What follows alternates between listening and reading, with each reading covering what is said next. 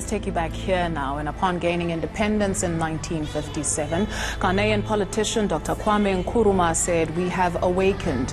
We will not sleep anymore. Today, from now on, there's a new Africa in the world." Yet 63 years down the road, the continent appears to be in a state of slumber. A lot may have been achieved globally, but life has stood still for many on the African continent due to corruption, illicit financial outflows, conflict, and weak leadership. Now, let's get into discussion for more on the state of affairs of the continent and the true cost of corruption. I'm joined by Professor Patrick Lumumba. He's a professor of public law and former director of Kenya's Anti-Corruption Commission. A very good afternoon to you, and thank you so much, Prof, for joining us this afternoon. In 2020, we still find ourselves talking about the true potential of the African continent and how we can reach our potential. It would seem that we are a very long way from where the likes of Dr. Kwame Nkrumah and Haile Selassie would have liked to see us. What do you perceive is going on the continent? It's true. Kwame was right. On the eve of independence, we thought that we would gain economic independence. Remember, it is Kwame who famously said, "Seek ye first the political kingdom, and the rest will be given unto you."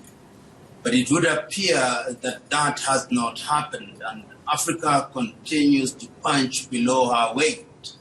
Yet, commentators agree that potentially it is the richest continent. If you look at the kind of wealth that is found in the Democratic Republic of Congo as an example, it is a paradox that we still continue to wallow in abject poverty.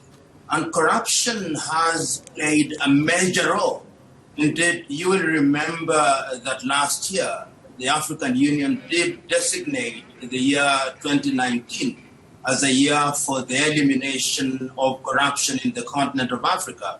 But of course, the year came and the year went, and corruption is alive and well.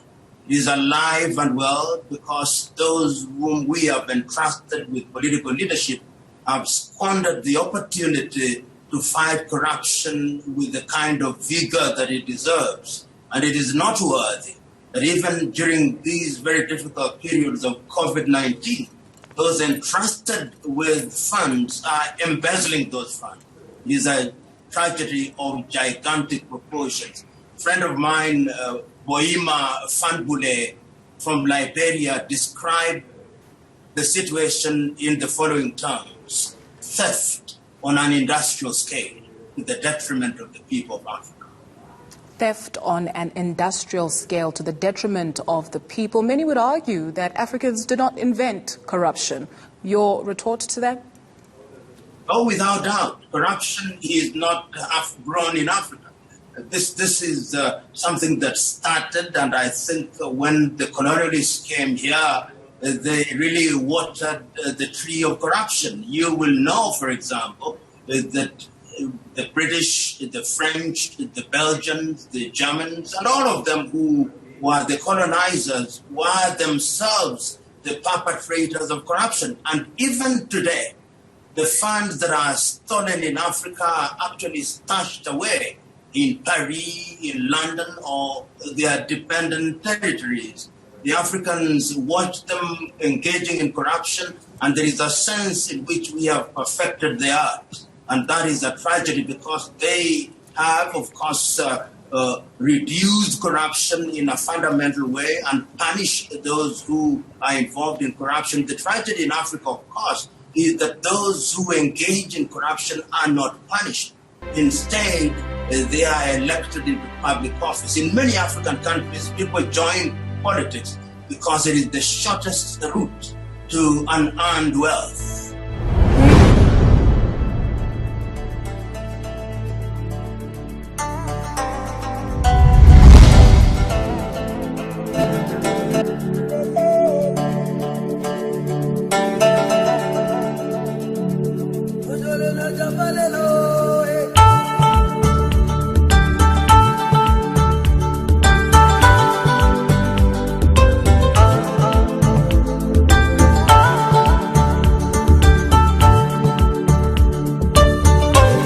Together we'll fight corruption and defeat it with one voice.